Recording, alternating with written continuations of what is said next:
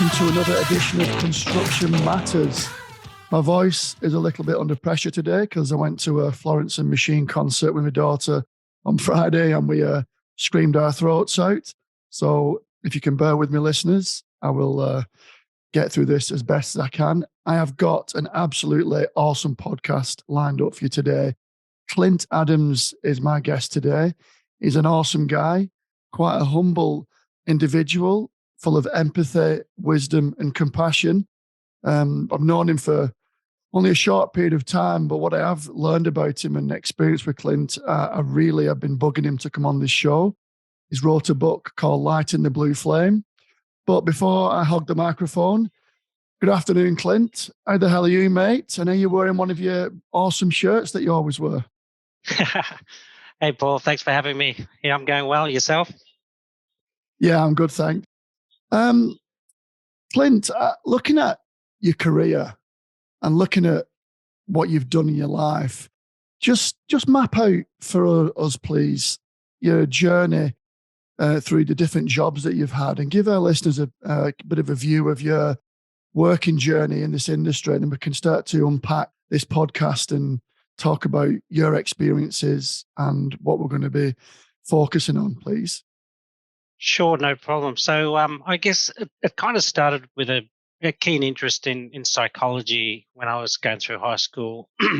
And the intent, when I say psychology, it's probably a bit more dark than that. It was more real interest in profiling of serial killers and that kind of stuff. It was around the time of Silence of the Lambs and John Douglas's FBI Mindhunter stuff coming out, and I found it very interesting. So I did a psych degree, a science degree in psych and sort of pharmacology at that stage. And the intent was to kind of try and get into what people would now call forensic psychology. They didn't really have that term for it as such back then.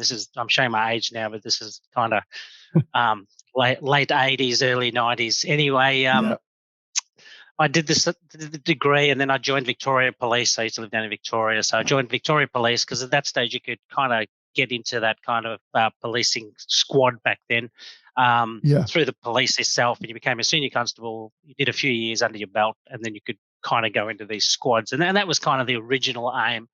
I won't bore you with details, but about 5, maybe 6 years in, I kind of lost interest with what happened there. They also privatized that side of it. And so I got more interested in more the counseling side of it. Obviously, as a cop, you see a lot of different things, not always good, obviously. And I kind of got more interested in how I could kind of help people outside of the police force. So I did more studies back then. I had to go to Sydney Uni. They were the only one that kind of did this rehabilitation type counseling courses back then. So it was another postgrad I did. And then that got me kind of thinking of different avenues outside of the police as well. So I ended up getting a role with a company was called Combrook originally. They changed their name to Recover, and they're still known as Recover now, which do deal with injury management and that kind of stuff. And so I was doing the psych side of it, not so much the physical. A lot of people have physical injuries, but then they have what they call obviously psychological overlay that affects them more, the fact that they can't do what they used to do and stuff. So they suffer from a psych perspective as well as obviously the physical. So I did that for probably 2.5 years. And then what happened was the police at the time kind of got wind of me doing it, and they used to privatize their own rehabilitation of police officers out to different companies. And, they got wind of me being an ex-cop. The cops knew me. I knew obviously what the police did. And so they were sending a heap of the police to me anyway. So long and the short of it was the police approached me after maybe a year of doing stuff for them through this other company and said, look, do you want to come and work for us again? We want to bring this in-house. In a nutshell, I went back to Victoria Police. I basically did injury management and work health and safety kind of combined. It was a lot of changes were happening then around workers' comp and work cover and all that. So I kind of headed up into that. And then I got into HR in a kind of weird way. I was actually helping a HR manager who was struggling with stress and being able to work with his team. There was a lot of in-house fighting in his team, and he just didn't know what to do. And he was like, coming to work and throwing up and all kinds of stuff. And Oh, So I was wow. helping him from a work health and safety perspective and a medical perspective to try and get his health better. I as part of that, I also I had worked with an organisational psych who I knew Hmm. through when I worked at Recover, and I thought it'd be a good idea to bring this person in to help him and his team kind of get the whole group dynamic stuff sorted out, work out what's going right, what's not going right, and all that sort of stuff. And so the intent was that the psych would come and he actually met with everybody initially. There was going to be Yeah. like this 2-day kind of workshop where all the people would get in the same room. And I'm talking about quite a large team. It was about 80 or 90 people. It's all spread out over about 100 police stations. So there's a lot of admin and that kind of roles. Anyway, the long and the short of it was about the night before we were due to do all this, the HR Yeah. manager rang me up and said, look, I can't come to this session. It's too stressful for me. You're just going to have to, find someone else. I can't see myself coming back to the HR role, all that sort of stuff. So I called the assistant commissioner at the time that was looking after Region 2. Sandra Nicholson was her name. And I said to her what was going on. And she said, well, we don't want to stop all the other people, this 80 odd people, from being involved in the session. What do you Yeah. think?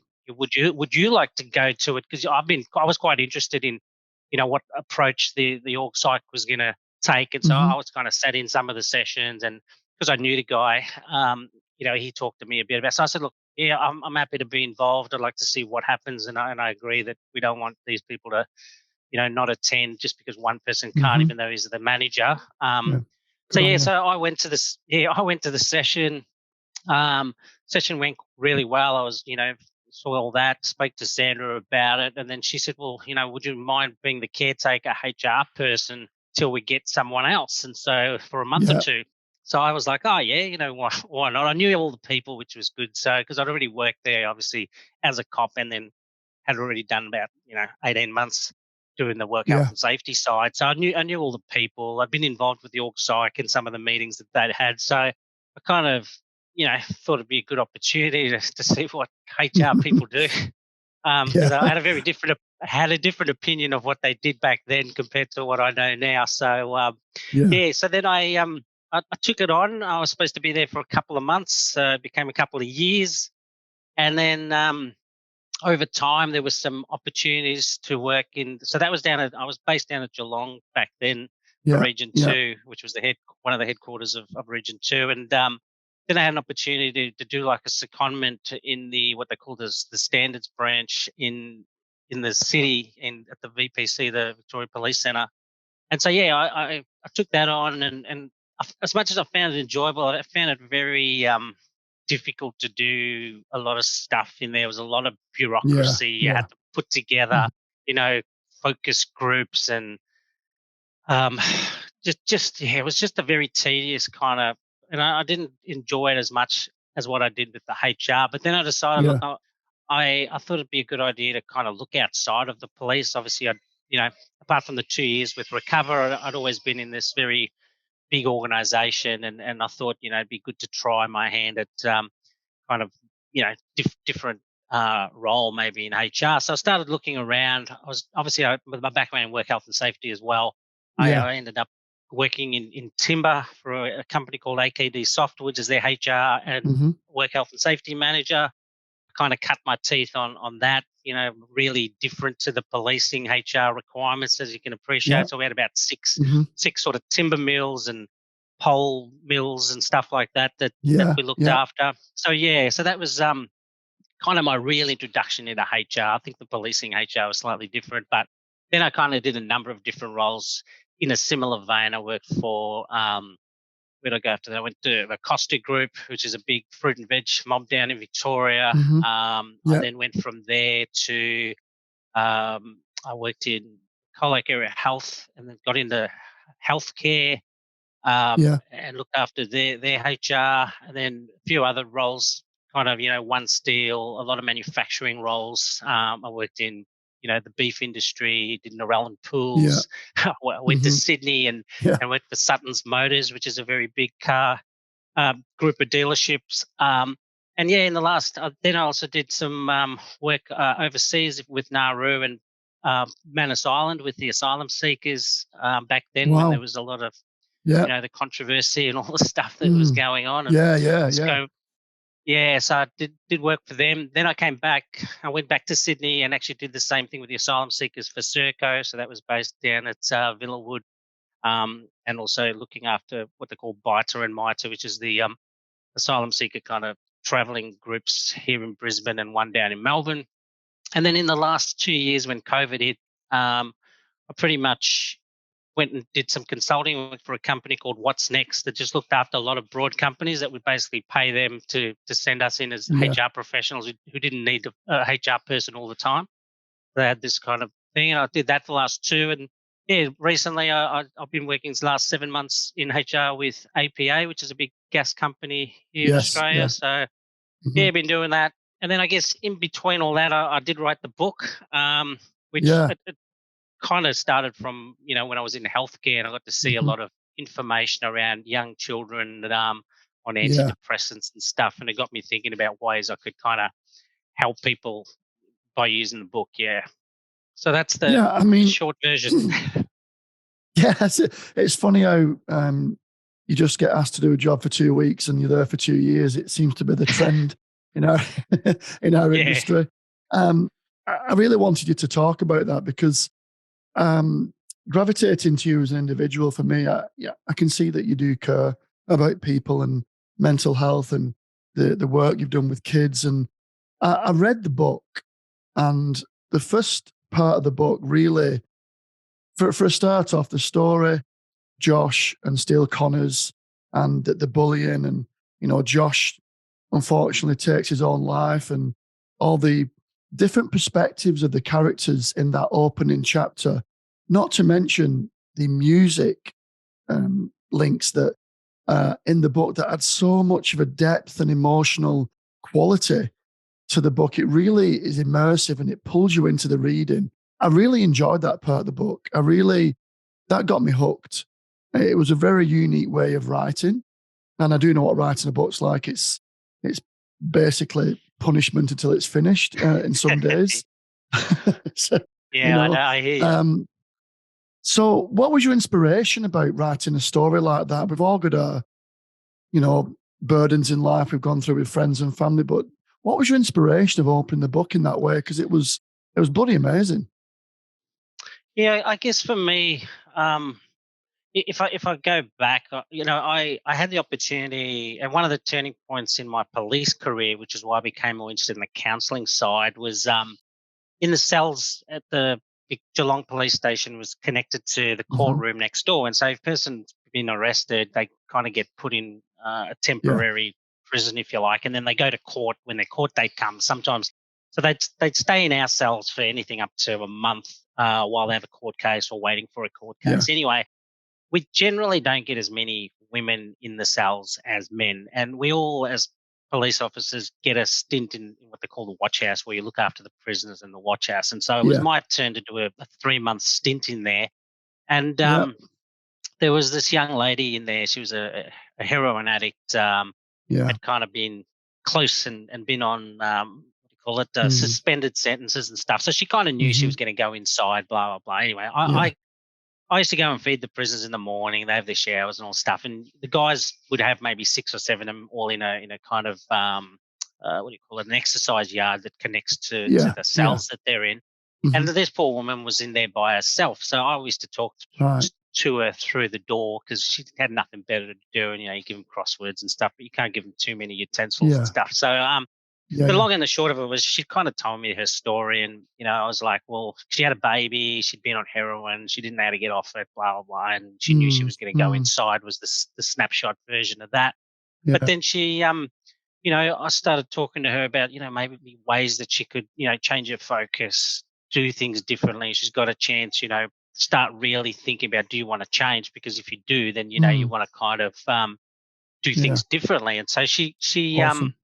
yeah, so that happened over maybe probably a week or two. She was in there for about a Mm, week or two from memory. Anyway, it kind of didn't really hit me too much until maybe a year later. I was going on a run. I used to play footy back then, and it was one of yeah, I had like 2 or 3 different runs. I'd take the same route 2 or 3 times a week. yeah, Anyway, one particular day I'm running along, and I see this person kind of waving me down out of the corner of my eye, and I look over and it's her, and she's Yeah. looking a lot fitter. She had put on a Yeah. little bit more weight because she was super skinny Yeah. as a heroin addict. Yeah. Yeah. And Yeah. so, Yeah.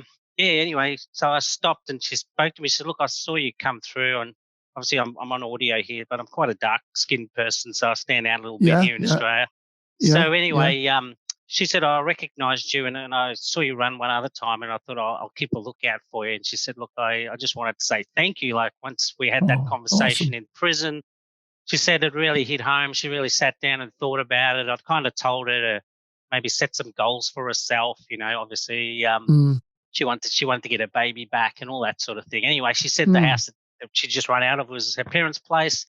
She was able to Yeah. get released quite early. She was able to get her daughter into the prison. It was a very low level prison in the end because she was a model citizen. Blah blah blah. Yeah. And so yeah, she just kind of said, "I just wanted to thank you because you kind of changed the Oh, trajectory of where I was heading," and that it was quite emotional for me. I was just like kind of blown that's away, and so awesome.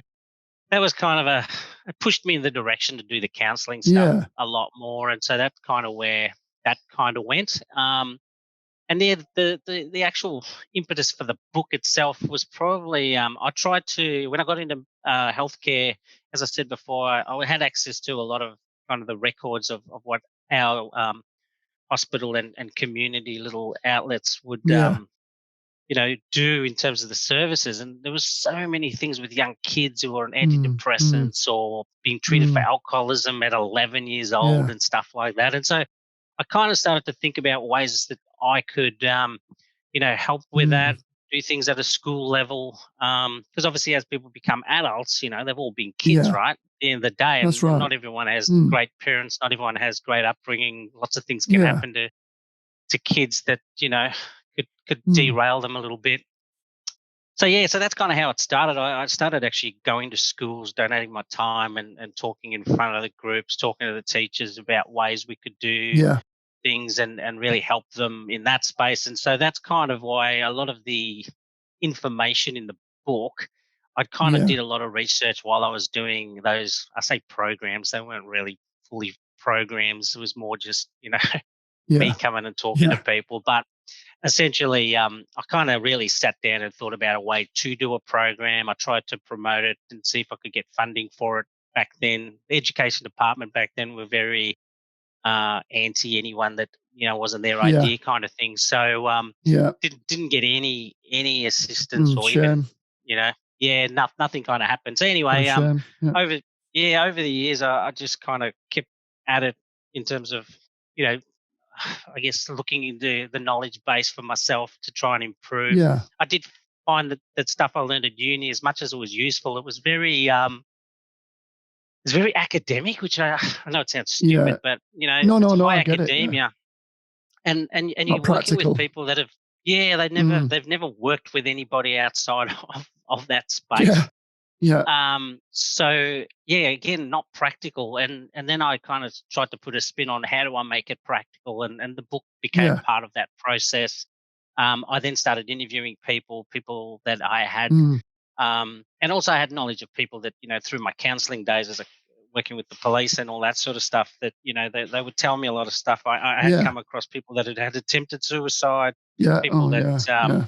had to Mm. deal with the grief. So the stuff that's in the book, Yeah. there's layers of a number of different stories where they talk about like one particular couple. They were both working for the police, and their young Yeah. son drowned, and they found him, and you can Oh, just dear. imagine what that's like, and them Oh, describing that worst process. So nightmare. some of the yeah, Mm. some of the detail in how the mum responds in this book is very much around Mm. some of those people that I've worked with and got the understanding of how they felt, how they reacted. Yeah. So that's kind of Awesome. why a lot of that's quite real. Yeah. Just a few things I'd like to speak to there. First of all, really want to recognize you for helping that lady out. And I hope she listens to this. And thanks so much for, I think sometimes the police have got a bad rap and they don't really, I think some people don't realize what the police actually do behind the scenes that never get spoken about. I mean, when I was in the UK, I got broken into and the police officer was right outside my house because someone had phoned and he came in, made sure we were okay. And I rang and thanked his supervisor. And you've just told me a story there that probably would never get any attention, but it's something personal to you. You made a massive impact in that woman's life. And I just want to recognize you for that. That's amazing. And Thanks, also, Paul. no, I do. That's a story that I hope people listening to this can get a bit more understanding, a bit more respect for. Not all police are just there to give you traffic tickets. That Yeah. officer that's probably giving you a traffic ticket has just come from a crash where a drunk driver or somebody's killed a young family or who knows where they've just come from. And he's seen you on your mobile phone and you're going, oh, well, give me a break. And you don't see the depth of the iceberg, what a police officer has to go through. Also, you work with children, it emanates, it oozes out of the pages in the book. And you're dead right, we've all got our burdens. There is no quote unquote normal upbringing. I don't know what normal No. means these days. And you're Yeah. yeah, I'd like to meet this normal person. Um, and the other thing, you're absolutely right. I've had childhood trauma and I've been to counselling and it sort of worked and didn't work. And the only counsellor that really worked with me is someone who had been actually raped like I was, and he could relate to me. And, I went and did my own thing and got myself out of that mindset.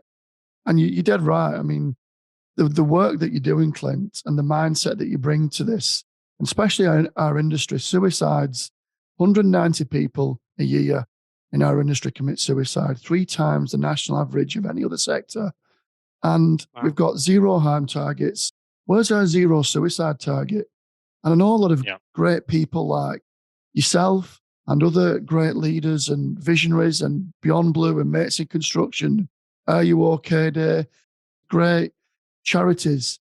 However, I think we're scratching the surface somehow. We just don't seem to be penetrating this issue. And fundamentally, the approach that you have and others have like you, and that's why I gravitated towards you, because you are a kind, caring, compassionate leader and individual.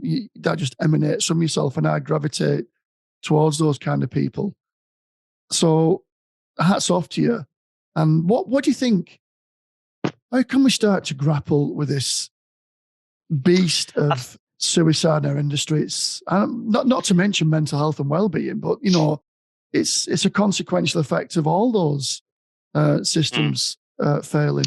So yeah, without hogging the Yeah. mic, yeah. What do you? No, no, absolutely. Look, for me, I guess my background's a little bit different when it comes to having been a counselor. I guess that's part of where I probably Mm, look at things more in a social aspect than say like I've got friends who are still counselors and psychologists, and yeah. 95% of them have gone straight out Mm, of uni, done their time as a yeah. psychologist or as a counselor, and that's all they've done, right? They haven't gone into Yeah. industries, they haven't necessarily worked with people. So they work with people one on one. When people have problems, they go Yeah. see a counselor, Yeah. they do Mm-hmm. one-on-ones, and hopefully it works, right? That's kind of the Yeah. normal approach. The difficulty with Yeah. that is there's not enough of them around anyway. Mm-hmm. It's expensive. Yeah. So people, I don't want to, Yeah. put No, just everyone say into it. a group, but a lot of people that have a lot of these problems aren't the ones that are, wealthy and can afford all that stuff. And at the same Yeah. time, so there's that piece. But then the other thing that kind of really sticks with me is around, when I look at how people interact at work, right? Like they've all been Yes. kids, as I said before, and I'm working in HR, Yeah. and then there's just like I'll give you an example, and it's a horrible Mm-hmm. example, as No, I in just yeah. you wonder how No, no. people put up with this. But anyway, I was working in the steel industry, and steel Yeah. being blokey blokes generally. This is going Yeah. back to 15, 20 years ago, so still quite very Cold chisel, you know working class man type yeah, of. yeah, Yeah. yeah, Yeah. Yeah. exactly. Yeah. So anyway, I'd only been HR manager there maybe 6 months, and anyway, this guy came to me as the HR Mm, person, said, "Look, mate, I've got our supervisor, who was also a very unionized guy. He was like one of their mm-hmm. shop steward sort of thing. Anyway, long and the short of it is, he says he has this thing that he does where if one of us bends over, he'll stick his finger in your bottom and like just laugh about it, right?" And Nice. I'm like, okay. Mm, So anyway, he Mm. said, "Look, this guy's been doing it for years. He does it to everybody in the team." So I'm like, "Really?" Anyway, I interviewed like 30 or 40 blokes, and they were all Yeah. male. This Yeah. group, and I asked them all, and really, every one of them said it happened to them on multiple occasions, right? And some of them was like, Mm. you know, how many out of this 40 or so do you reckon actually told him, if you do that to me, I'll break that finger Yeah. off or something like that? Well, Yeah. how many do you think? Yeah. None. None. Four. None of them. Four. Nah, Wow. four of them. I, Yeah. wow. So only like Four. 10% out of the group of blokes. The rest of them put up with this guy walking up behind them, sticking his All finger in right. their butt like crazy. Anyway, we ended up terminating the guy in the end. But my point is that, you would think that these guys would pretty much, most of them would say something. I certainly know what I'd be saying. I'd be one of Yeah. the four, that's for sure. But, it puts things into perspective around that whole fear factor of what you say, what you don't say, all this kind of stuff. And so when you analyze people's behavior and how they interact with other Yeah. people, that's kind of where I see the work that we can do proactively to help with mental health. Because a lot of people will put up Mm. with stuff, it bugs them.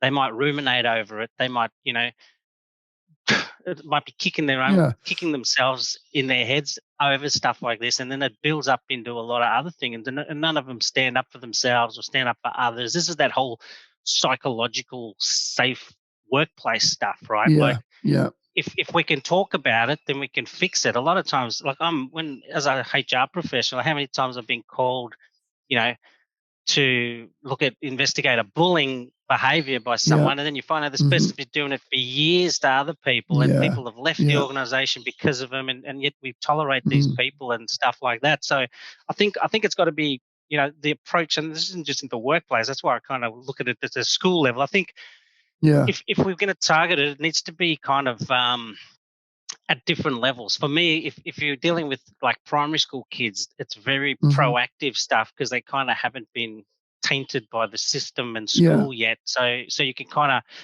put some things in place to help them with the skills to have these Yeah. conversations, with the skills to Yes. address these things. And then, for older people that are kind of, or older kids, even at high school, where they've now kind of, I'm looking at what you're wearing, you're not wearing the Hmm. right shoes, Yeah. or I've got better Peer shoes than pressure. you, and all Yeah. that stuff. Mm-hmm. Then it's kind of a bit more of a change model approach where you might want to go, okay, well, let's address, how, what the issues are now, and then what we can deal with that. So I think a lot of those things is probably what I see we should be doing more of. And I definitely think schools can do a lot more because, one, you've got a captive audience, the kids are there, you know, 5 days a week, 7 or 8 hours a day. So they have access. The teachers, I just think some of it is just a lack of knowledge of how to kind of steer it, if you like. I mean, if you think of Yeah. like workplaces where, a lot of times I've come in and people go, oh, we want to improve our team and blah, blah, blah. So we, develop the team, they Hmm. have Yeah. conversations, they put stuff, post-its on a wall, all this sort of stuff about, Yeah. Yeah. group dynamics and stuff. But we never do that for kids at school. Like, well, why aren't teachers Mm. kind of taking a group dynamics approach around, good Yeah. behavior, calibration of the behavior that you want to see and Yeah. what you don't want to see, and deal with it as it happens. They're the things where you're kind of educating the kids, and also giving the kids an opportunity to discuss Hmm. things that are bothering them. So yeah, I think a lot of Yeah. those kinds of things can do a lot of good in that space. It's a really interesting point you raise, and I've seen it myself. Um, I think three or four things I want to raise with that is that one, I think the perception of what it is to be a man today has been Mhm. challenged. A lot of people have embraced feminism and the diversity and gender diversity. A lot of men have got on board with that, and it's working well. I think Yep.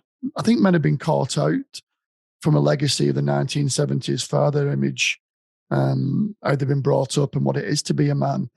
And there's Yep. a bit of misogyny there. There's also, I think, to put your hand up and ask for help as a man. If you look at mental health reporting, more women report mental health issues than men. So what does that Yep. say? It says, well, women are more able to emotionally risk themselves or emotionally be connected to say, look, there's an issue here. I'm not happy with this. I'll walk into my office and, the admin and financial team are all women. I mean, the statistics are 12% of women who work in construction are admin and office based, and 3%, less than 3% are site based. And I can readily have conversations about anything with their life, how they're feeling, what's going on. I'll speak to some of my boys. How you doing, mate? You okay? Yep, good. I'm like, I know you're not. So I start to use, yep, good to me is, 9 times out of 10, there's something else going on. So I'll start talking around the issues and finally I'll get to actually what's going on. But that takes a skill and it takes an awareness. So men listening to this, it's not weak to speak. We've got to really think about our own mental health and invest in our own time. And I always say this: we'll go and spend money on cars, boats, motorcycles, shoes, fishing rods, service for the car. But how much time and money do we invest in ourselves? And the biggest and best investment is in yourself. And I know it seems hard, and I know it's like, oh God, if I raise this, I look like an idiot. I'm sorry, but that is the biggest barrier to any mental health progression. And the industry now is a lot more receptive. One, because it has to be from a legal point of view. Two, from a moral and ethical point of view. And we just have to speak up. And if we're not happy and we don't get resolution in what we're speaking about with our supervisor or manager, then you've got to raise it to HR and you've got to, in a proactive way, raise your issue, because the first step's the hardest. As soon as you take that, it's behind you. This whole idea of, you get stronger at the gym and you do get physically stronger, but our mental, emotional resilience is under attack for many reasons. The industry, if you look, I'll use a quick analogy. If you look 40,000 years ago, we were a V8 brain in a push-bike world. Now we're a push-bike brain in a V8 world. Technology, bombardment of social media, work pressures, fatigue. You're working to pay off debt or the next holiday, or under all sorts of pressures. So it's really interesting that you use that steel analogy, but there are the more subtle coercion and undesired behaviors that happen in the workplace that we put up with, that just a conversation. Hey, man, I didn't like that, the way you did that. I'm sorry. I didn't like the way you spoke to me that way. Or can we have a chat about that? And, let's treat each other a bit more respect. I've got a job to do. You've got a job to do. We might not get along, but while we're here, let's make it the best that we can. I don't think even those conversations happen on a regular basis. No, and that's kind of the point, eh? Exactly. Yeah. And one thing I forgot to mention before is that, without slighting or attacking our therapeutical and psychologists, and, they're doing an amazing job. However, I sometimes, and I do agree with you to a large extent, an ounce of practice weighs more than tons of theory. So to be an effective person who can reach out to people, I think site experience and life experience, it's a cruel mistress because she gives you the lesson first and the answer at the end experience. But I think getting more involved with the dynamic or the area that you're counseling, you've got to get really involved and get, I won't say blooded, but you've got to get exposed to that to be effective. And that's what I think makes someone like you so effective, because you've gone through trauma, you've gone through the police, you care about people, you're seeing the child aspect, the foundations of anyone's behavior coming through. If it's not sorted, then you've got those young voices focusing the lens of how you see the world today. And it's the wrong view. You've got that young child trying to deal with issues of today rather than an adult who's balanced and can say, hang on, this view's not right, that all certain type of people are X, Y, and Z. And just because one supervisor called me an idiot, all supervisors are idiots or engineers or whatever. Yeah. So one one thing I really found interesting, well, not just one thing, was, the fear response. And I'd like to really talk about the red brain, blue brain analogy, because I think in construction, not because we're simple, but because we're busy, we need simple analogies that we can refer to. And can you talk about some coping mechanisms and some awareness triggers that the book goes into around the fear Yeah, response and red brain, blue brain, please?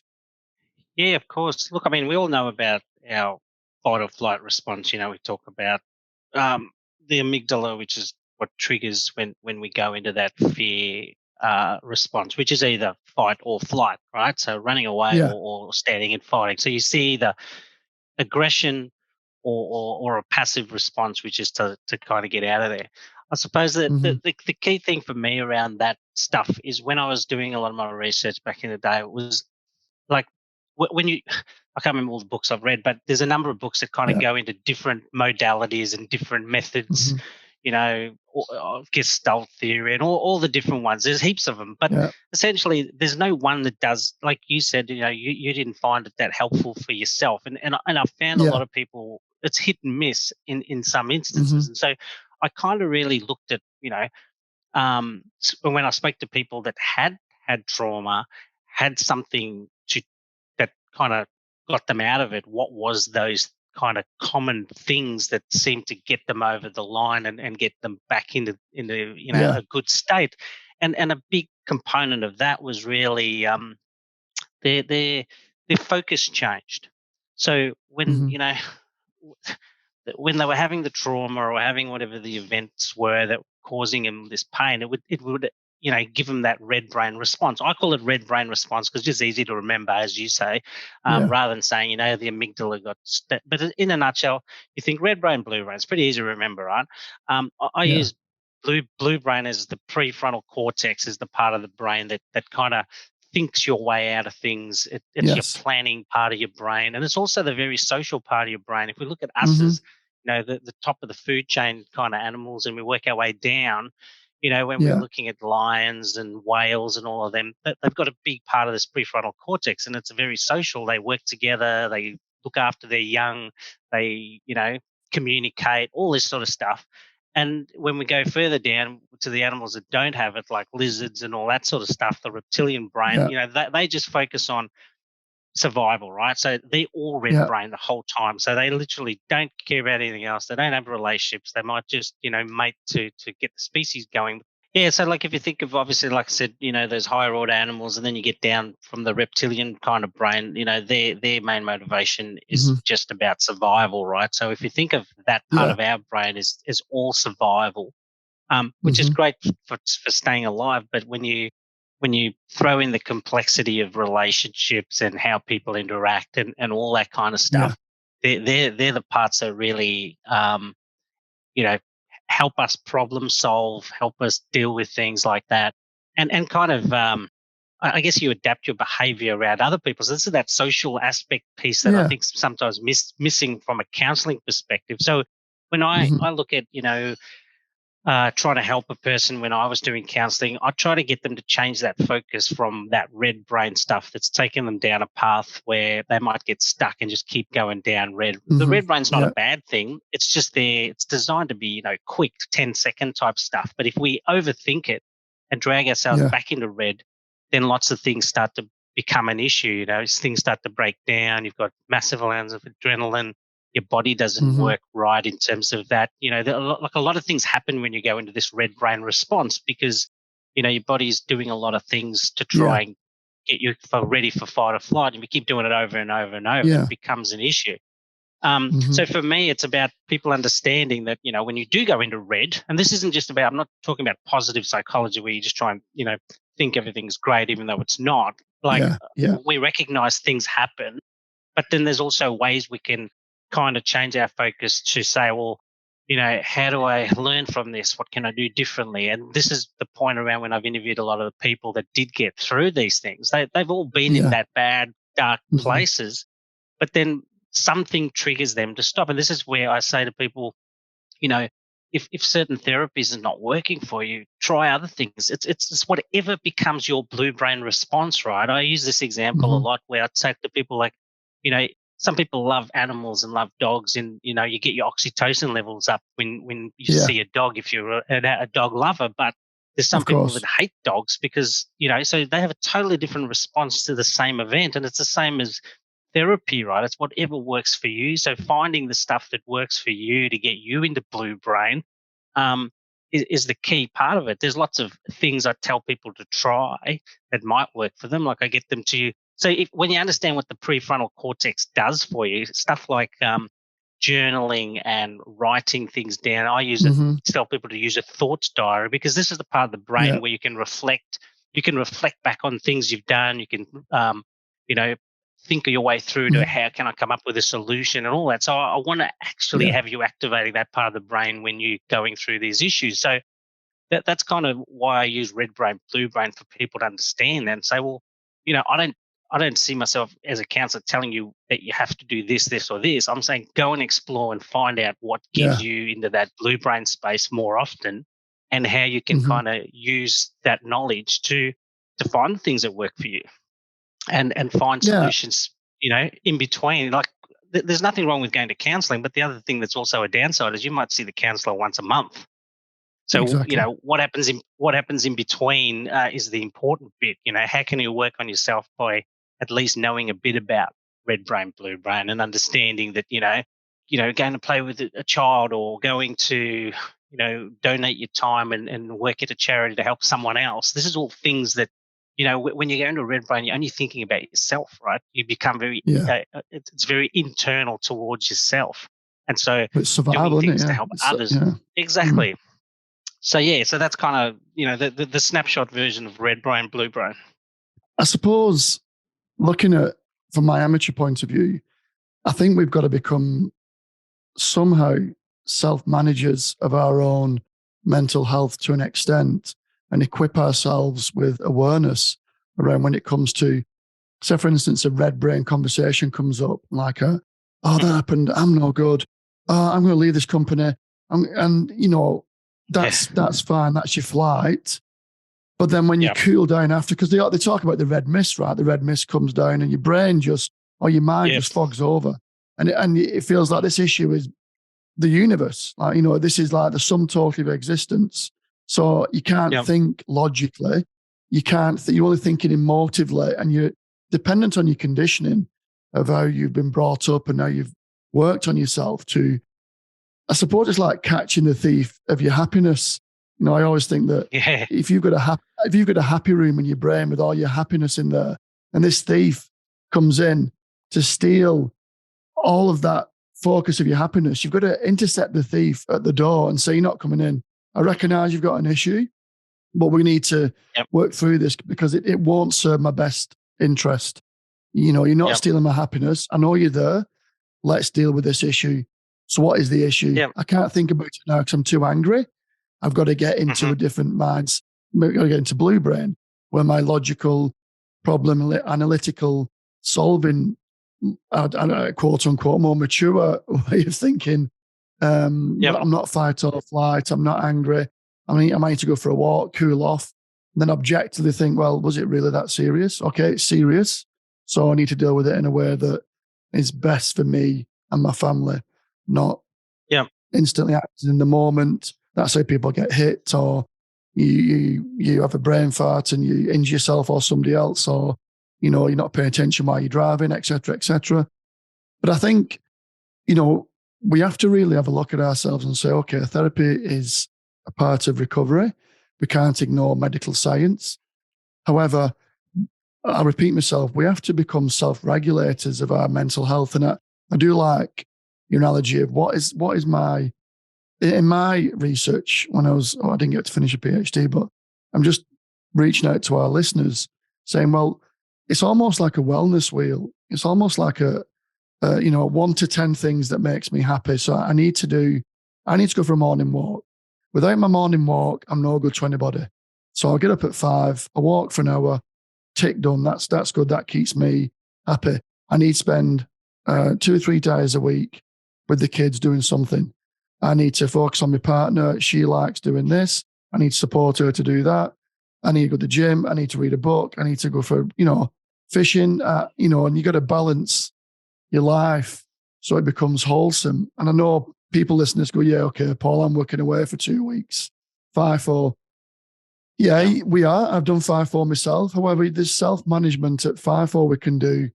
So we come home ready and, able to interact in a positive way with our families, because we've got to work for one thing, right?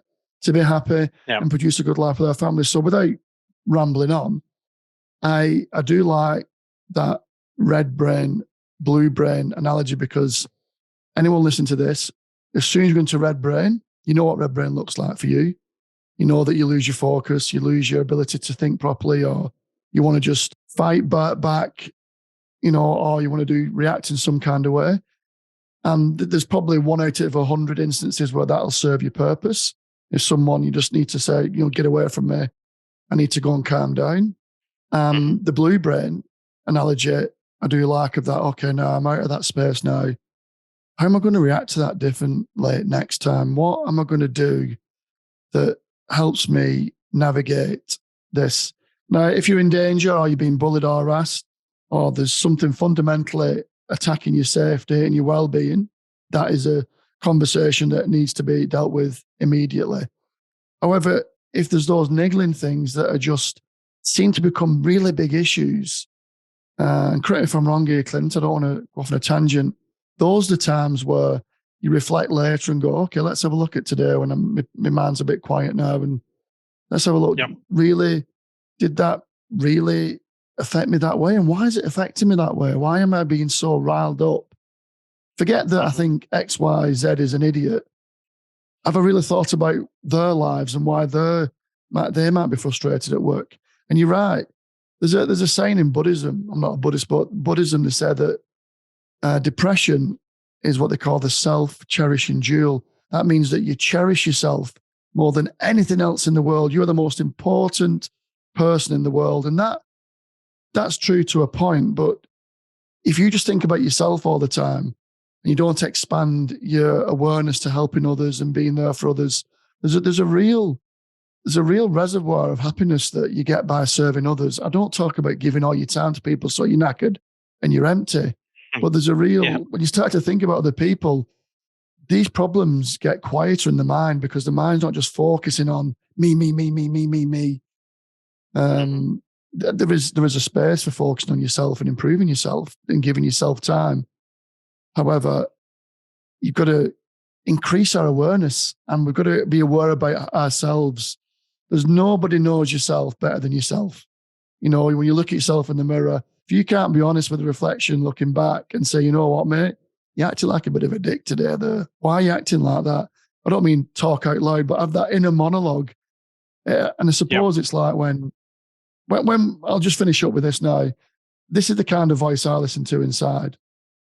I don't have auditory voices. I've not got split personalities. But what I'm saying is that when I do something that isn't quite right, like I say something clever to sound good, which is on the rare occasion, because I'm quite a well-managed person, I like to think. But there is occasions where I do say things to make myself feel good, which aren't quite right. And I say, oh, that was smart. And there's that voice inside of me goes, yeah, it was smart, but it weren't right, mate. It weren't right. That's not you.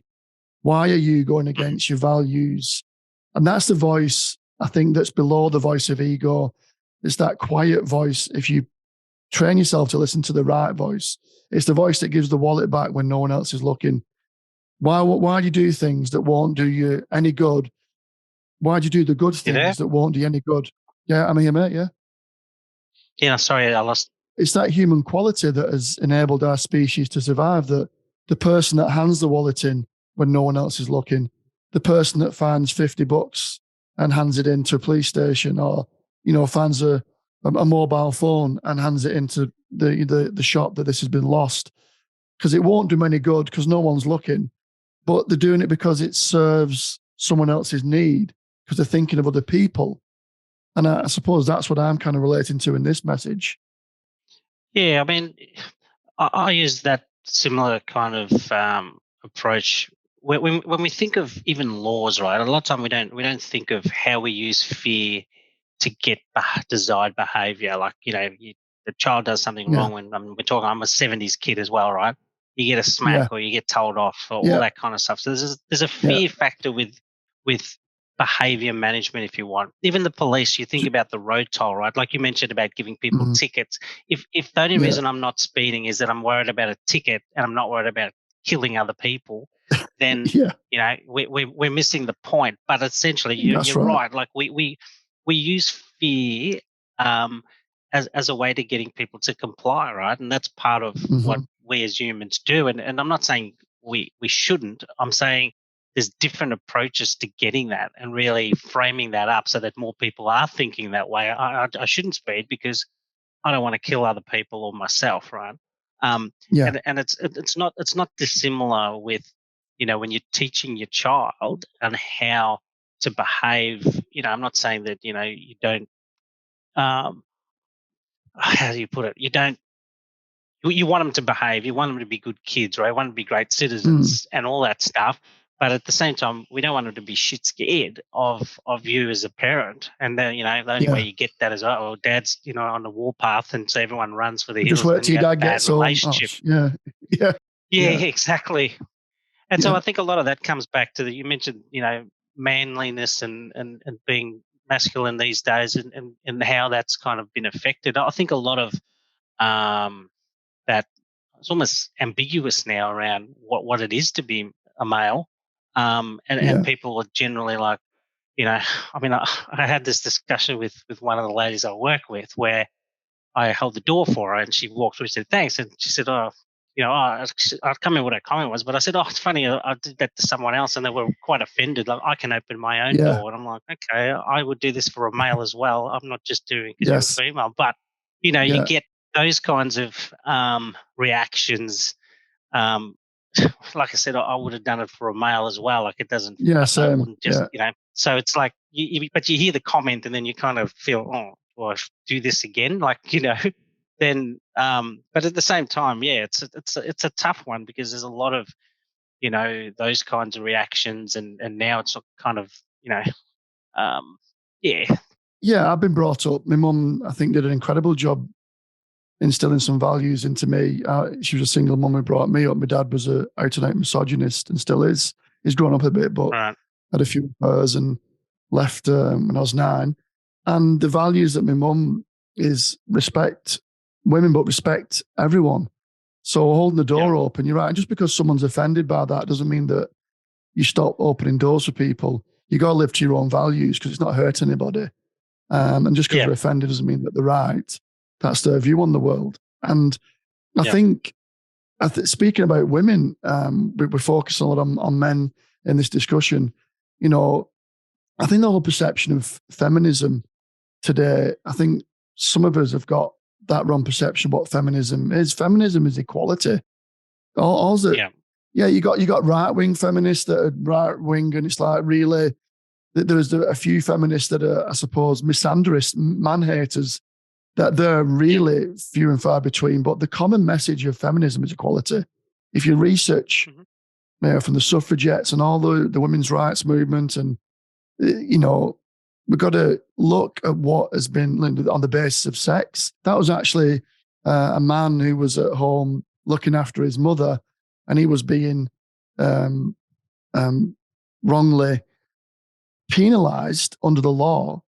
Um, and that's where the whole base of sex argument was in the 70s or 60s in America. Um, Wow. but the feminist movement, to repeat myself, is equality. And we need to understand it's equality. It's equal opportunities for all.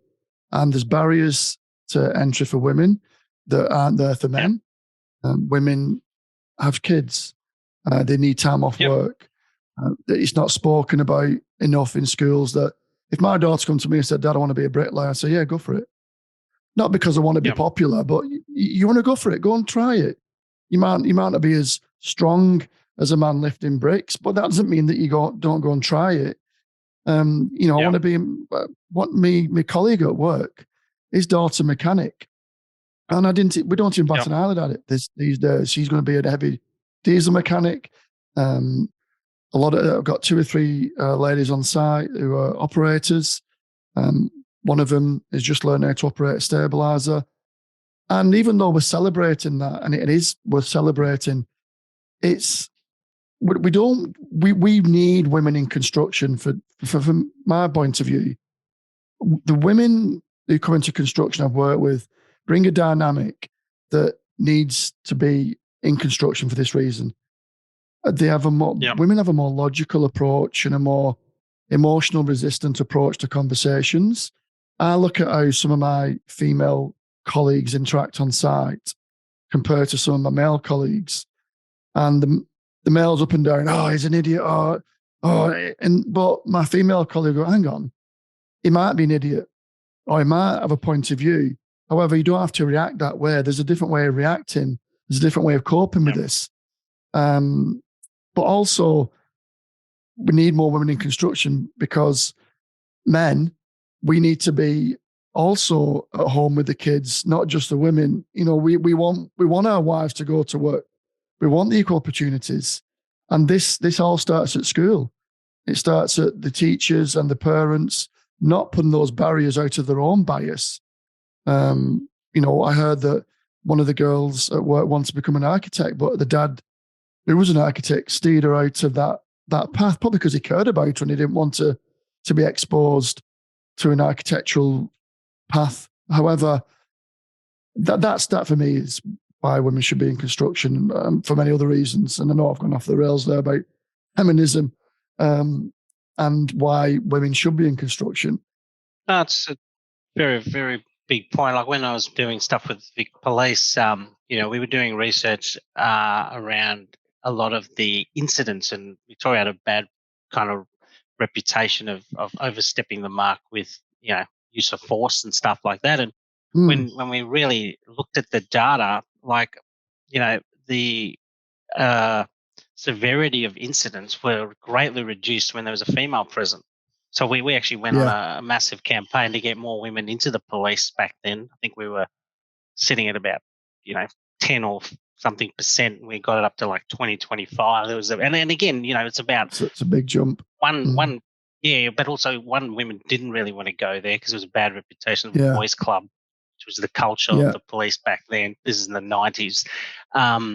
And, you know, that's changed a lot. I worked, like my biggest influence in the police was, you know, Sandra Nicholson, who was the assistant commissioner. She was probably the most influential to me as just as a police person. I don't just say woman, right? She was a police person, and she was fantastic. And I still have a lot of time for her. She's retired now, but essentially, I think there's definitely, they can definitely bring a calmness to the situation. I think, you know, one of the points which, when you were talking before, the key part, that internal, you know, conversation you have in your head is a very important part of it. Like when I was doing the work with the police, we as part of trying to get our police to calm down when, you know, it's going downhill fast, like people are yelling at you and all kinds, spitting on you. So, you know, there is a natural instinct to kind of, you know, be aggressive. And so using that internal dialogue and having that chat in your head around, why is this person angry? What are you doing? Again, that's a blue brain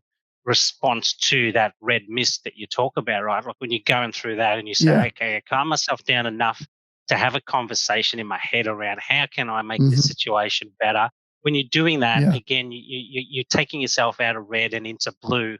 And so understanding those kind of methods, and also, like you said, you know, when someone else is there and they calm you down, you can kind of, you go, oh, okay, what are they saying to me? And say, well, you could deal with that differently, couldn't you? And, you know, having that conversation can make a big difference in terms of exactly how you respond. If you know, like you say, if that person wasn't there to kind of talk you through or ask those questions of you, it kind of forces you to stop, use your blue brain to think it through and go, yeah, they're right. You know, he's a dickhead, but, you know, I can, you know, treat him the way I need to, in a respectful way, and then I don't become that person as well. Yeah, I mean, one thing that helped me having an internal conversation, and I'm going to hear a few blokes laugh at this, is meditation. Not from a spiritual point of view, but what meditation teaches you is to center yourself, and you can do that when you start meditating for 5 minutes a day, it teaches you to be able to hang on, okay, an emotion's arose in my mind. I'm reacting to it now, but you can observe that emotion, not become attached to it. And that's where the skill is.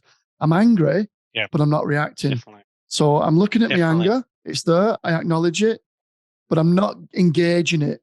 There's an issue here. I'm going to detach myself and then go away and see if that anger is valid. Is that anger valid? Okay, it's valid. So how am I going to process that anger or reaction or fight or flight? Seems really simple, but it's really powerful. And that's where I get back to the industry or individuals. We need to be able to self-monitor and self-reflect on our day. How's it gone? Because my own point of view, I have the good, the bad, the ugly days. I have great days. I have bad days where, I don't relate to some of the decisions the business makes, and I have a whinge about it to my colleagues, and they'll give me a different perspective. I go, yeah, actually, that probably overreacting a bit there. And then I just recalibrate and move on. Or I'll speak to my awesome partner, Renee, who's got a good balanced view on life. And she, says, I've been thinking about this, but are you thinking about it that way? Like, oh, yeah. Again, the female perspective, right? And that's where, if we think about suicides, it's that some of the topics that people struggle talking about. If you look at the statistics for male suicides, carpenters commit the most suicides in our industry, but males generally carry out suicides in a more effective manner. And I use the word effective not to be proud of. It's because the attempts are so aggressive. It's with a weapon, it's with a rope, it's with something that's physically determined to carry out the action, where women in the statistics approach suicide in a different way, which is all terrible. It's a terrible, terrible thing. So the reason we appeal to male suicides in this industry is because males are more determined, or they actually aggressive in the moment, whether in that red brain or the whole coping mechanisms have collapsed and they're escaping. The flight mechanism is, I've no way out of this. And I want to say something that if anyone listening to this is in that space, I promise you, you may not think people love you in this space. They do. And you need to get help. There is a swathe of help. Nobody is going to be happy if you commit suicide. Please, please, please. I promise you, if you reach out to somebody, either professionally, the emergency services, reach out. I promise you that mindset you're in at this moment will change, and you will get through it, because you will sadly missed.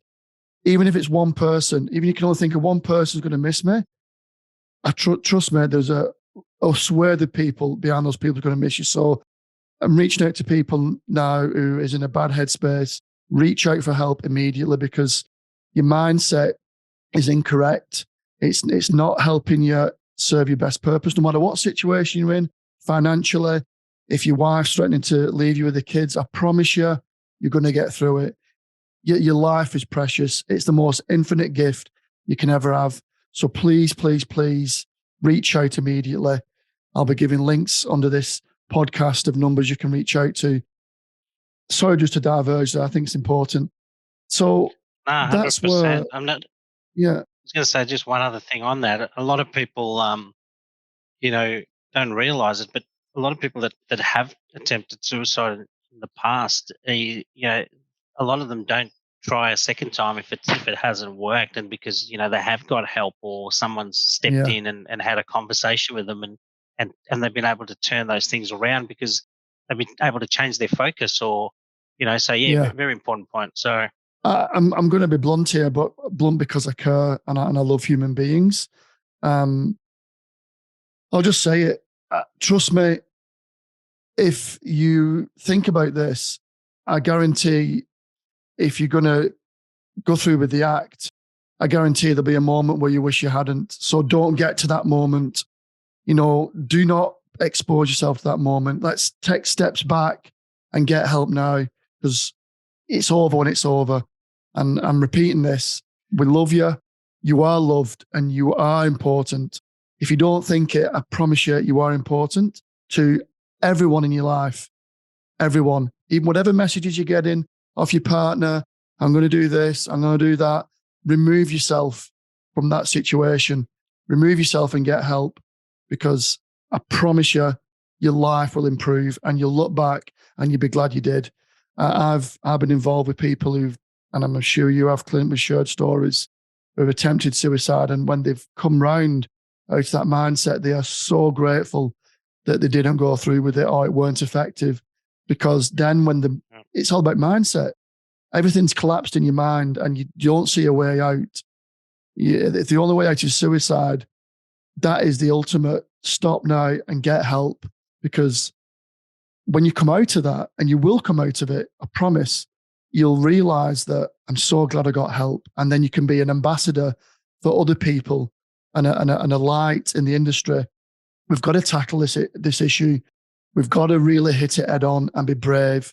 And the subtle signs of people on site that if something's changed in your mates, and you see it, and you shared a story with me, Clint, where unfortunately one of your mates took his life, and I'm sorry to talk about it, but I think it's important, and I'll share a story too.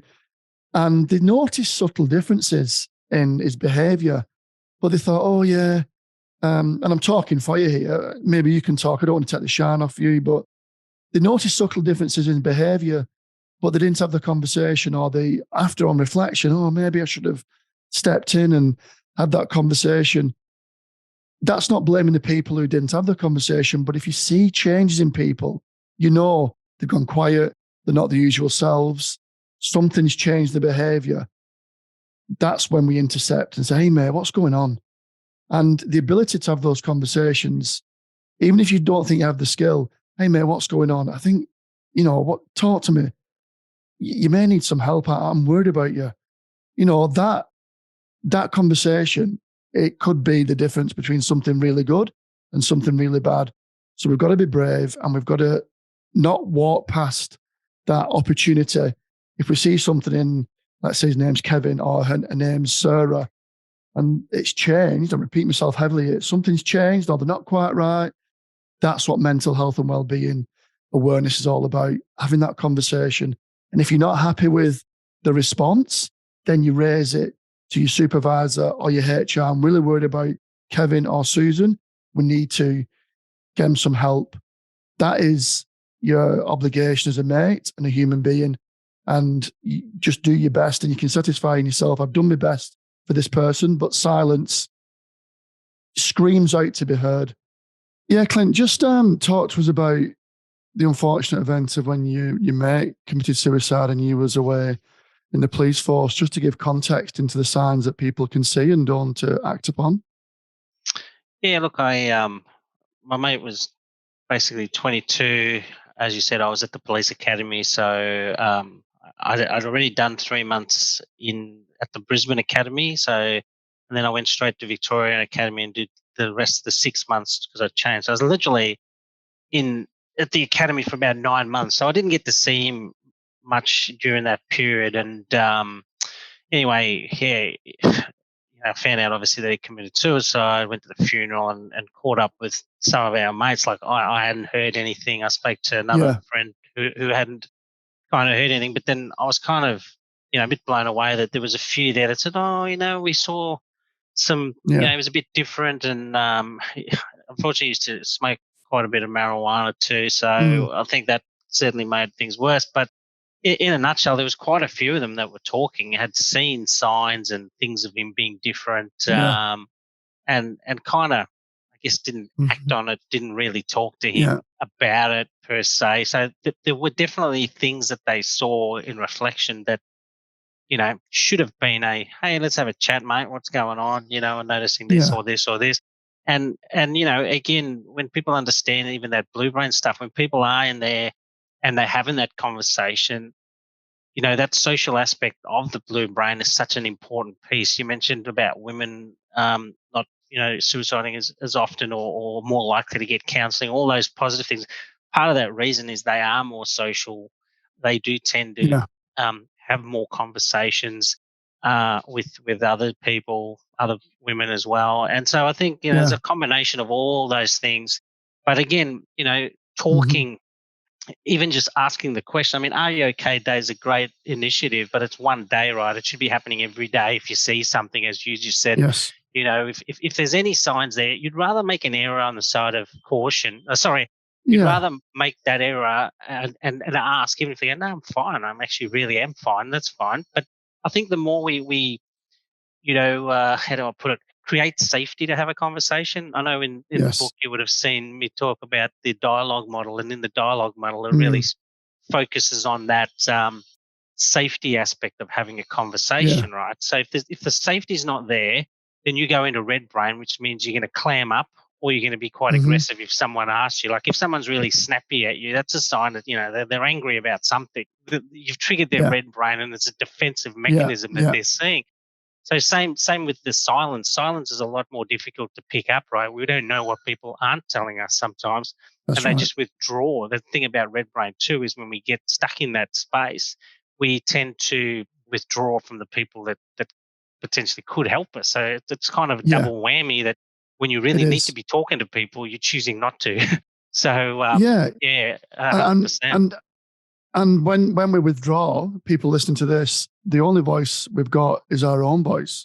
And if that's not telling us the right things because we're not in the right mindset, the only opinion we're going to get is our own, and it's Yep, probably yep, blurred and not right. And yep. you're right. I mean, there's so many different signs. I mean, I see it all the time. I'll give an example. Um, can such and such, is he okay? Well, get such and such to talk to him because they're mate. That's that safe space. So that's the Mm-hmm. skill as well. So 100%. you'll see signs in people. The obvious ones are drinking more, or they're gone quiet, or they're taking more risks, or they just don't give a shit about anything anymore, or they're quiet, Yep, or something's changed in their life. And if you don't think that you've got that relationship with somebody where they've got that safe space, reach out to the mate who they'll be comfortable talking to. And it's that skill of awareness. And if you don't know anybody who they're comfortable talking to, and you just got to approach it and say, look, I don't mean to be rude or anything, or, are you okay? I'm just a bit worried about you. And 9 times out of 10, yeah, mate, do one, Um, and then if they're still like that, you've got to really go around those people to get them connected to someone in your organization who's a connector, the yep, connector training, or the mates, or even the wife or the partner. And he or she might say, well, he's struggling. He won't tell you he's struggling, but she's yeah, struggling, he's struggling. And then you get that extra info. You're not being nosy, you're just caring for people. And I think the word caring and, that humanity is what we've got to tap into, because those initial conversations are really bigger than what we think. They're what I call iceberg conversations. You've just seen the tip of the yeah, issue when there's a whole depth and breadth to what people are going through. And 100%. that's, Yeah. and that's what yeah, sorry, Clint, you go. No, I was going to say, and that's where that dialogue model teaches you a bit about creating the safety. So, as you said, if you can use a lot of different methods to create the safety, right? One of the ones I do when I run team sessions on mental health is Hmm. try and encourage someone in the group to say that they've struggled with it. Like I ran one out on a Yeah, farm, with like 20 people. They, nowhere near yeah. any towns and stuff. And Hmm. when I ran the session and then we kind of started talking, one of the older guys kind of said, he suffered with depression and he'd had some issues. And once he started that, you could see the other people feel more comfortable to talk, right? So that's another way of setting that tone where you can be vulnerable. I mean, you just mentioned it yourself a minute ago about the trauma that you went through as a child, right? And so Yeah, when yeah, people hear that, they go, "Oh shit, I might not be the only one." I think sometimes, as you said, when you've got your only voice there, you can kind of build things up as I'm the only one that's got this. People won't understand me. People yeah, don't get what I mean. And, you said you got more value out of someone that had been through a similar experience yeah, that kind of stuff. And so, one, it allows you to relate to it. Two, you're hearing it from somebody else in the sense that they go, oh shit, this has happened to other people, right? It's not just me. And the thing that people that, like, especially childhood traumas, right? When you yeah, read a lot on the adverse childhood experiences, they call yes, ACEs. that kind of stuff. When you read that, right, a child that's gone through that at a really young age, they how do I put it? The development's different to somebody that hasn't had that trauma, and so Yes. the way they view some of the things is they think it's potentially their fault. They don't, they come up sort of self-loathe because they think, oh, I've done something wrong, and so a lot of Hmm. that stuff creates another red brain pattern, and it comes out later where the person becomes quite angry at the world. They don't really know why they're so angry, or they become super withdrawn. They're super shy. They don't do anything. They're not very social. All those things that would be good developmental things for a much happier individual, they don't they don't have that. And so understanding that and repairing some of those things and helping them Yeah. develop better coping skills is a big part of that kind of way of doing things. And then they can feel they can talk about it because somebody else has experienced that stuff, and now they go, okay, so it's not just me, it's not my fault, and all that stuff, especially with kids stuff. I mean, they just don't understand, I guess, the way of the world, I suppose, at that age, and then they kind of have a Yeah. skewed version of what the world is for them, Absolutely. and it affects And all those becomes things. normal. They think Exactly. it's normal. And just so our listeners, so I can relate to people, I'll give you a quick synopsis, and I'll lay myself bare. I was raped when I was 8. My dad left us. My stepfather was verbally abusive to me, called me all the names under the sun, made me feel like shit. I grew up bullied and beaten. I went to the Navy to escape. Carried a lot of these preconceived notions around in my head that I'm ugly and I'll never amount to anything. And here I sit today, and I can tell you that it is very common, unfortunately, childhood trauma, abuse, bad parenting or incorrect parenting, broken families. It does shape your view of the world, and it focuses your view that, it's only happened to me, and you're carrying all this burden, which is not yours to carry. And trust me, it is not as uncommon as you think. And I can say, hand on heart, not that I'm special, I wouldn't change the way I've been brought up. And I know about people and I think, why are we not changing? Because it's made me more empathetic, caring, and loving individual, because I've recognized that all those things bad happened to me. It's not changed the true nature of who I am. Those physical and mental things that happened to me, as terrible as they are. And yeah, through counselling and having great loving partners like Renee and my kids, you know, you can come through this and you can help that young person's view that still, I wouldn't use the word infects, but it shapes the way you interact with the world and people and perceptions of other people. And you're not alone in your trauma, and you're not alone in your burdens. Or we've all got burdens that we didn't ask that we carry around. We've got to recognize that it's impacting our mental health. And Yep. the first step's always the hardest, and it's behind you. And if you need help, you just got to get help. And therapy is one, but also talking and sharing with like-minded people who have gone through this trauma, who can give you actual advice. And, your mates are good. If they've not gone through the same trauma you have, there's only so much your mates can do for you. You've probably got really good mates who understand you, your partner, however, but you've got to expand your awareness and realize that you're human, and all these things that have affected you, your coping mechanisms of alcohol, gambling, whatever destructive coping mechanisms that you may have, and even if that's a destructive voice pattern that you've got in your head, is not serving the true person that you are. And I promise you that these traumas, you can come through them. They're not going to just disappear, but just keep going back there and living your life through this lens is not your fault. So you've got to be the parent that you wanted to have, or you've got to be the person that you are wanted to be for that person that's gone through the trauma. That's where I talk about self-regulation. And not everyone can do that. It takes skill and it takes understanding, but it also takes a step within yourself to think, hang on, I'm not really happy inside. I'm giving all my love out into the world, which is great, but how much self-love and self-care do I give to myself? When you do that, you become a more effective people for those people in your life, your family, your kids, your mates. There's no embarrassment or shame in wanting to do that as an individual. It's actually such a self-empowering journey of self-awareness. It's going to hurt. It's going to be tears.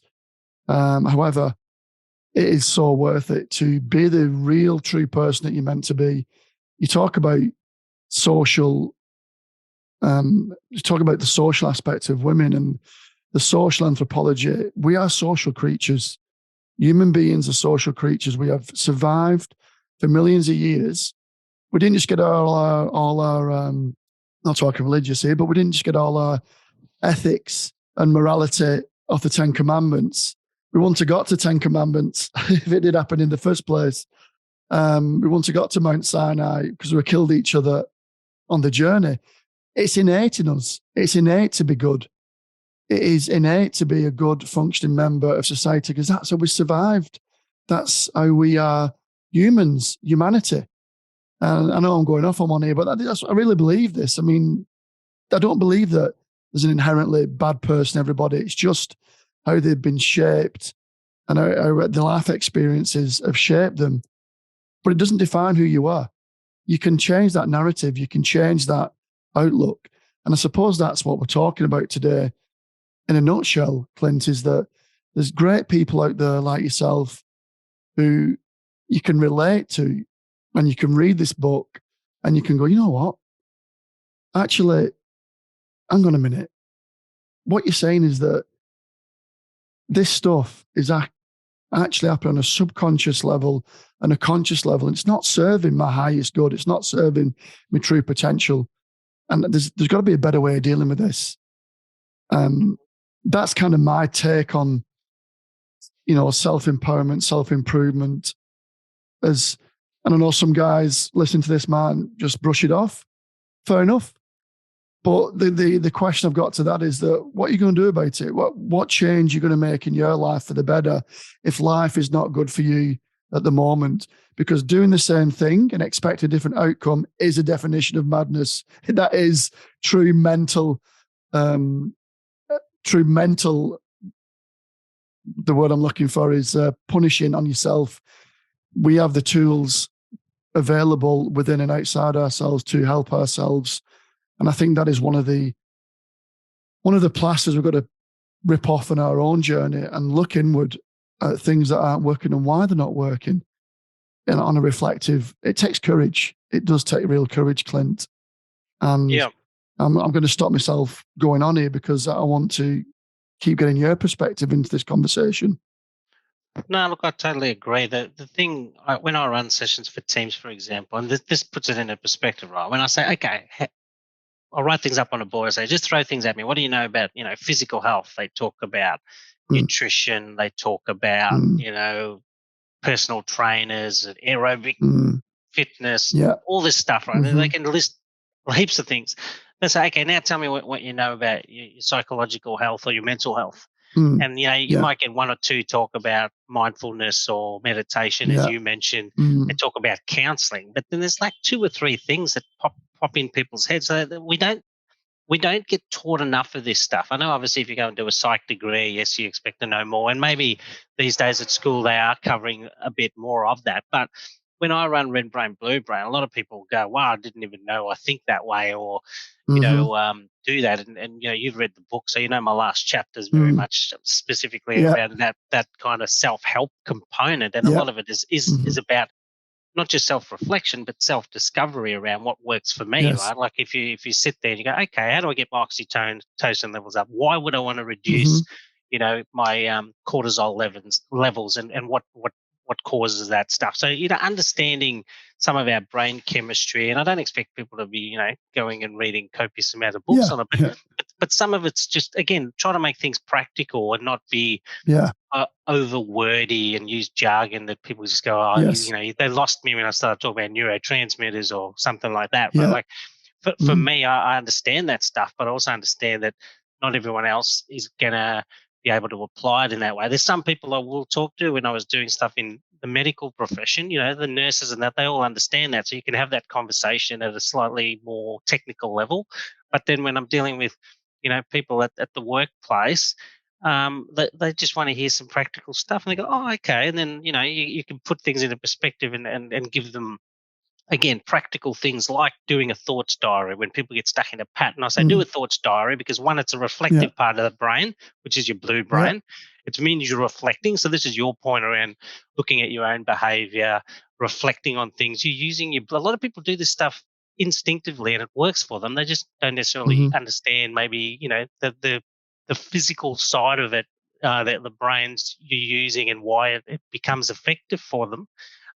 So, having a bit more of that insight certainly helps people explore those things more and, do things like you mentioned, the 10 things that, obviously make you happy. You list those.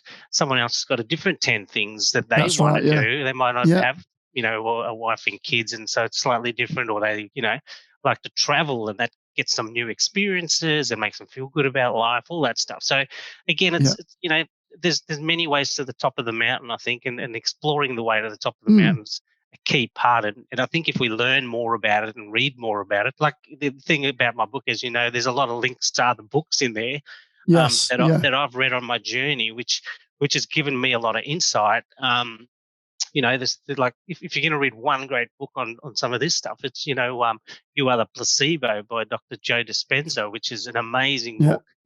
It's on my And list. just yeah, it's on the list. Yeah, but he's a neuroscientist, and the stuff he puts in and explains how we create thoughts and how those thoughts then become patterns of thinking and the patterns of behavior. He basically said if you want to change anything, you've got to reinvent yourself. And the way you think, because if you keep thinking the same way and doing everything the same way, as you said, you're not going to get a different outcome, right? So assessing whether that's positive or not for you is a good starting point, and then saying, well, okay, I do want to change something, and then it's about going, well, what do I need to do that? And that's kind of the key point around getting started, I suppose.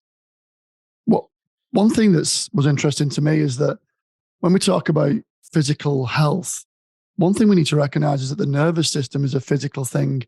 It's a physical part of your body. And even though it sends and receives information and stimulus through your senses, the nervous system's got what's called a ganglion and a drum. So every time your nervous system fires, it physically actually reacts. And nervous exhaustion is like if you go to the gym and do 10 bicep curls and your last one, you're failing. Your nervous system, if it's overloaded to stimulus and thought patterns, it gets exhausted. Physically, it gets exhausted. So, and that's when you start to get the shakes and headaches, and because it's overloaded, nervous overload. And when you think about that, if your mind is writing checks, your body's cashing them. So you're going overdrawn in your physical body. There's only so much physical energy, nervous stimulus, on a physical point of view that you can take. That's what relates to burnout. Christina Maslach, one of my big heroes, has actually agreed to come on the podcast. I mean, she's a big hero of mine. She wrote the Maslach burnout inventory for the healthcare professions in the 60s, which really kickstarted burnout as a concept. And we need to look at the triggers. There's no point in getting burnt out and crusty, and you got to be self-managed. And it's easy to just throw out there, well, what does self-managed mean, Paul? Self-managed mean we walk through the triggers. We walk through exhaustion. We know our own body. Some of us might not do, but pain, pay attention inside now as an acronym, be it mental pain, physical pain, emotional pain. Your body wants to survive and wants to be the best it can. It's built that way, evolutionary. So paying attention inside now, any type of pain is telling you there's an issue with you. But what we do, we walk through it. We focus on our kids. I'll sort it tomorrow and we'll buy that boat. That'll make me happy. Actually, it will, but to an extent. You've really got to take care of yourselves. And everyone's talking about it over the internet. And there's lots of, but until you become self-aware of your own happiness and your own triggers, you're really a cork in the river to everybody else's opinions on what works for yourself until you become aware of yourself. Like the placebo effect, like you say about conversations we tell ourselves, and we're writing these checks and our body's cashing them, and we're becoming overdrawn in our own bodies. So, no, definitely. And the other thing is, like, when you get stuck in that space too, like, the body's not working at its best. So even, you end up doing things that create even more issues. You might booze up and drink more, or, you're kind of not sleeping. You're worrying about things. So all those things contribute to, staying stuck as well. Like, that's the issue, right? People withdraw, they don't talk to people, they might drink more, use drugs more, they're not sleeping. So all those things just work against you. And then you, like I say, when the cortisol levels go up in your stress hormone, which is your stress hormone, then that is another counterintuitive process around your body, healing itself. Obviously we get better sleep, you heal better, all that stuff. But that all works against you when you get really stuck in those spaces, and that's kind of a key part around understanding. Hang on, I've got to really focus here, and I've got to do some things that are, again, taking steps to doing something better. It's like when you want to lose weight, right? You don't just lose it tomorrow. You got to do things. You got to change your pattern. You got to put some steps in. You start walking, and then you start running, and then you may be swimming, or so same kind of principles with our mental health is around finding the things that work for you, finding the things that don't work for you, and then kind of going, okay, there's some things I've got to do less of, and some things I've got to do more of. And so same as physical health, there's a lot of things you can do to focus on that. And I think it's a key point you mentioned before about understanding yourself a bit better. That's going to be the best way forward. Yeah, I mean, the best time to plant a tree was 50 years ago. The second best time is today. We're a shortcut society. We want instant results. And I'm a bit of a hypocrite talking here. I mean, if you talk to Renee, my weight's up and down. As I'm talking here, I'm vaping. However, there was, but I do try. I do know what is good for me. I do know what I need to do more of, and I do those things. And I've got a supportive partner that helps me do that. I do get tired sometimes, but I know how to recharge and I know how to reframe. I'm not perfect. I think the message is really, there are no real quick fixes in all of this stuff. And if it was a quick fix, it's not sustainable anyway. It's repetitive, gentle and small changes that make sustainable outcomes. They talk about walking every day. I used to walk every day. I've started again. That walk in the morning now is sacrosanct to me. You have a good chat to yourself. Your first 3Ks, you're having a complaint to yourself. The next 3Ks, you're enjoying the walk. And the day I miss that, I'm like, I miss my walk. It becomes that healthy, repetitive patterns of behavior. Yeah. And if you could, look, listeners, I urge you to read this book. Clint's spoken a lot today, and I'm conscious of Clint's time is in high demand. Yet we've spoken about lighting the blue flame. It's on Kindle, and like I said, one of the things that jumped out to me was the excellent work you did with the links and the sound links to YouTube. When you read that chapter and you play that sound link, it embeds that story into your mind. So read the book, read it slowly, and look at the learnings, and it oozes out of Clint's personality, what a caring and wise individual that you are. And I really thank you for putting time, and with Zoom kicking us in and out today and dealing with those little. All good. As a closing message, Clint, and what is your closing message for our listeners today who was listening to this podcast and have heard me, get into the passion of suicide and mental health? Your poignant points. What would you close out saying to our listeners about what we've spoken about today?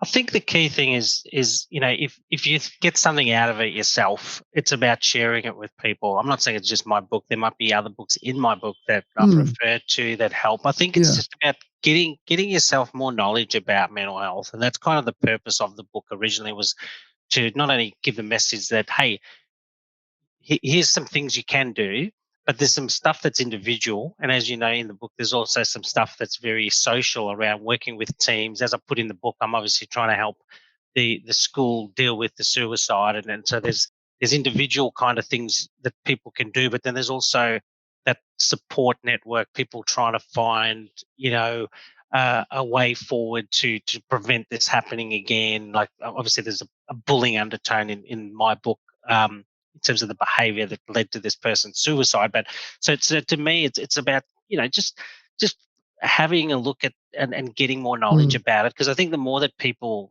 get more knowledge about it and more people share that knowledge and more people talk about it, I think it does create, better avenues of conversation. It also goes, oh shit, pennies drop for yeah, some people. I've had people that I've run these sessions with who, have given me feedback on how that's helped them, how they've, I used to get people at other workplaces where they'd ask me to talk to their kids because their daughter or son's having issues, and they go, "Oh, you know this stuff better than me," which obviously I do because I've done yeah, it for a long time. But the fact that people are at least sharing it, talking about it, to me is the key piece. And it doesn't have to be my book. I'm more than happy to share other books that I found super useful.